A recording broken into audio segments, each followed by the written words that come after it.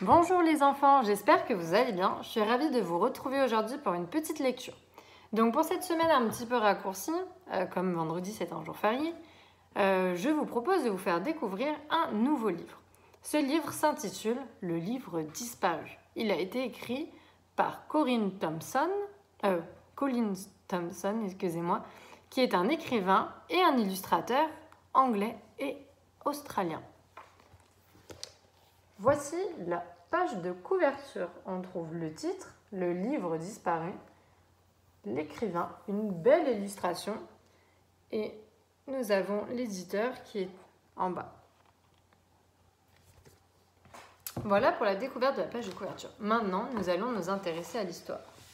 Le livre disparu de Colin Thompson, traduit de l'anglais par Catherine Bonhomme. Avec son millier de salles, la bibliothèque donnait sur une rue tranquille et bordée d'arbres. Sur ses rayons se trouvait un exemplaire de chacun des livres publiés dans le monde.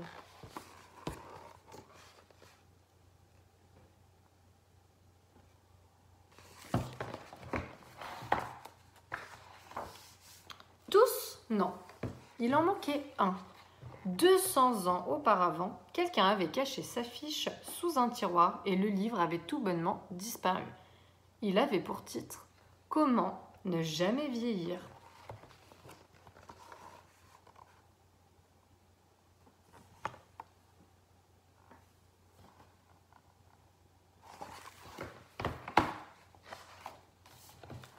Lorsque la bibliothèque était fermée et que le gardien de nuit s'était endormi dans son grand fauteuil, les étagères s'animaient. Des portes et des fenêtres apparaissaient au dos des livres. Des lumières s'allumaient, des voix s'échappaient d'entre les pages. Des arbres poussaient ici et là, les cheminées se mettaient à fumer, des escaliers et des échelles parcouraient les étagères, les transformant en de vastes cités. Au loin, des petits chiens aboyaient.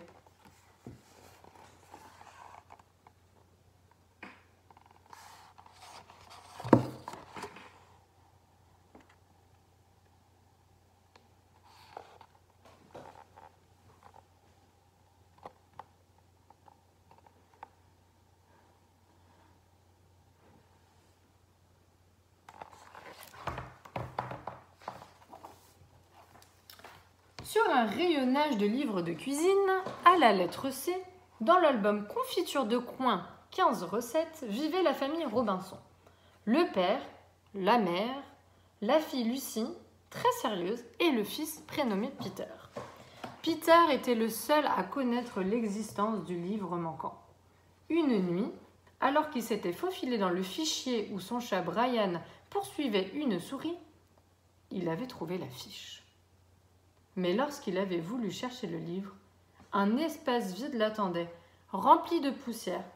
C'est alors que le garçon avait décidé de retrouver à tout prix ce livre perdu. « Si j'y parviens, avait-il dit à Brian, nous ne vieillirons jamais. »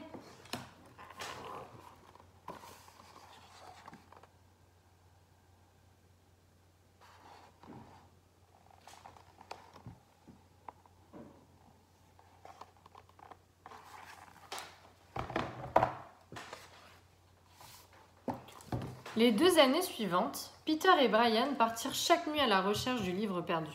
Sur les étagères voisines, de la place vide étaient conservés de très vieux manuels de médecine et d'hygiène remplis de recettes de salade et de conseils de gymnastique. Peter passa ainsi devant des rangées de livres où des gens en survêtements sautillaient de tous côtés, croquant du céleri et faisant photographier leurs jambes bien musclées. Mais c'était à chaque fois la même chose.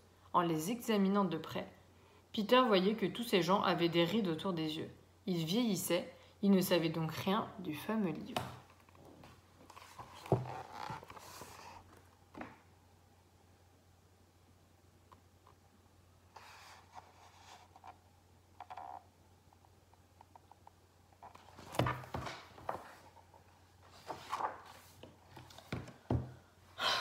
Mais où ce garçon peut-il bien se rendre chaque nuit ? Se demandait sa mère. Oh, tant qu'il ne lui arrive rien, inutile de se tracasser, répondait le père.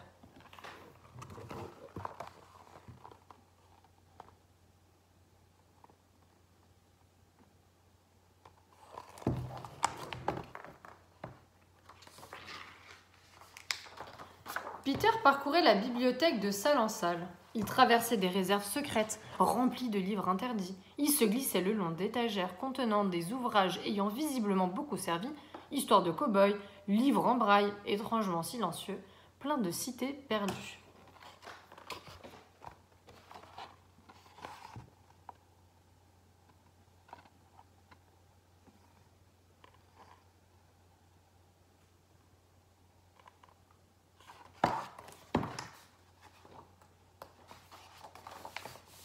Mais nuit, sous les combles d'un grenier abandonné depuis des lustres, sur une étagère plongée dans l'obscurité, Peter se trouva nez à nez avec 4 vieillards debout, de la poussière jusqu'aux chevilles. Ils se balançaient sur une jambe devant une rangée de vieux livres chinois. Leurs cheveux étaient blancs, leurs visages profondément ridés. Eux non plus ne savaient sûrement rien au sujet du livre.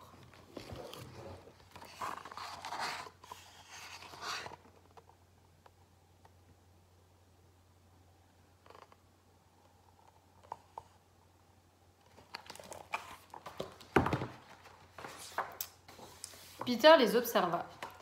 Sans leur imperceptible respiration, on aurait pu les prendre pour des statues. « Bienvenue !» dit le premier vieillard. Puis, il reposa le pied par terre très délicatement pour ne pas faire voler la poussière en le saluant, et le salua en s'inclinant. « Vous arrivez tout juste à temps pour le thé !» dit le second, en reposant lui aussi le pied par terre avant de s'incliner. Le troisième fit de même. Le quatrième ne bougea pas.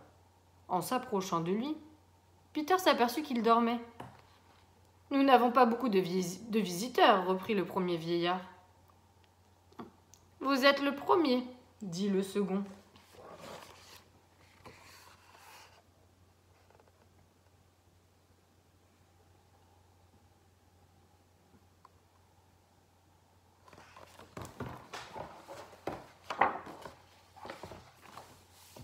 Peter suivit les vieillards à l'intérieur d'un livre volumineux et jauni.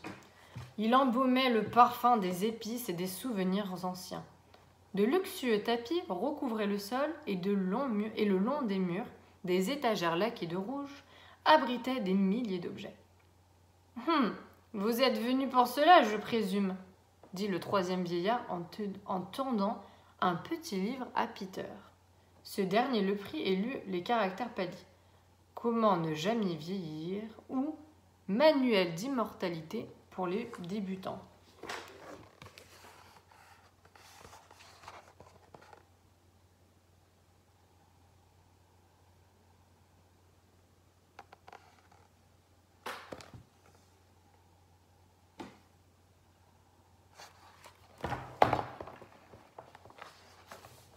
Peter ne parvenait pas à comprendre pourquoi ces hommes étaient si âgés alors qu'ils possédaient le fameux livre. Il demeura songeur un instant. « Ça ne marche pas, n'est-ce pas ?» dit-il.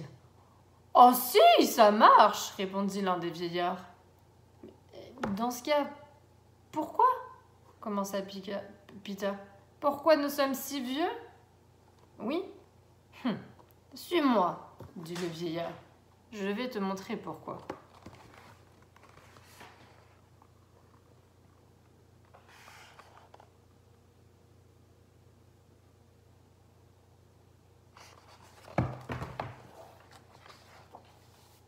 Par une porte dérobée, il conduisit Peter dans un jardin chinois.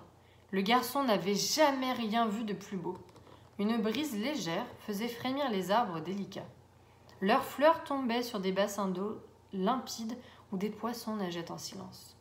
Une caille chinoise picorait la terre, entourée d'une nuée de papillons aux couleurs éclatantes. Peter aurait aimé prendre le temps de s'arrêter pour admirer ce merveilleux jardin. Mais le vieil homme poursuivait son chemin. « Où allons-nous » demanda le garçon en lui courant après. « Voir le vieil enfant. »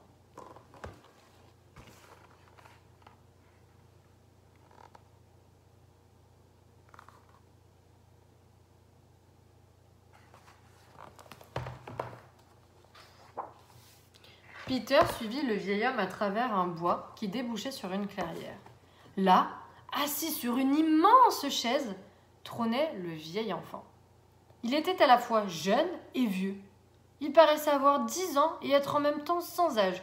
Sa peau était aussi douce que celle d'un enfant, mais il avait le teint gris et fatigué. Ses yeux étaient ceux d'un enfant, mais il avait le regard las et loin. « Ce jeune garçon est venu pour le livre, » dit le vieil homme. « Tu ne dois pas le lire, » fit le vieil enfant. « Il te rendra fou. » « Je suis le seul qui soit parvenu à le lire sans perdre la raison, » poursuivit-il. « J'étais plus jeune que toi lorsque je l'ai trouvé, mais j'ai passé trop de temps à le lire. Alors, tandis que mes amis grandissaient, je suis restée dans l'état où tu me vois. Eux ont abandonné leur jeu, ils sont tombés amoureux, se sont mariés, ont eu des enfants, et moi, la seule chose que j'ai pu faire, ça a été de rester assis et d'observer. Maintenant, je suis définitivement figée dans le temps.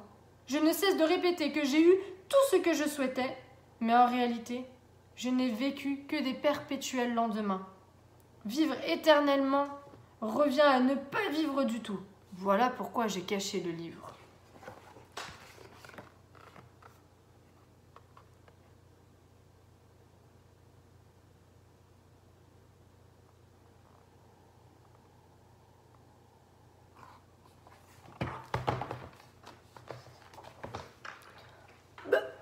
Pourquoi ne pas l'avoir carrément brûlé ? Demanda Peter. Ce livre est lui-même immortel, répondit le vieil enfant.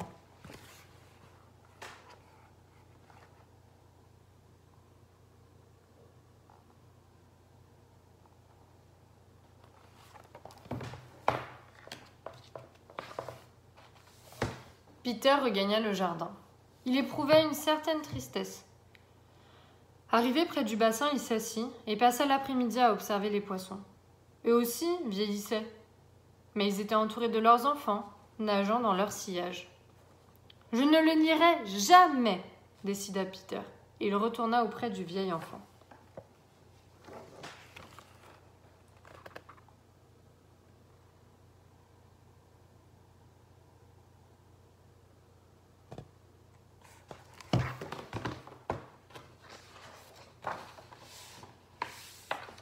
Tu es bien plus raisonnable que je ne l'ai été, dit ce dernier, en le reconduisant vers le monde.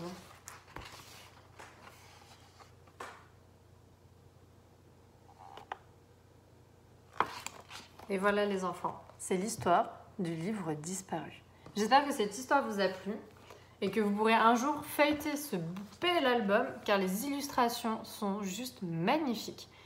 Nous travaillerons à l'avenir sur ce texte, si nous en avons l'occasion, pour justement découvrir plus en profondeur ces illustrations et peut-être, pourquoi pas, produire nous-mêmes un dessin en s'inspirant de la schématique et de la spécificité de ce livre. Je vous envoie plein de bisous et j'espère vous retrouver très vite à l'école et en classe virtuelle. Au revoir les enfants!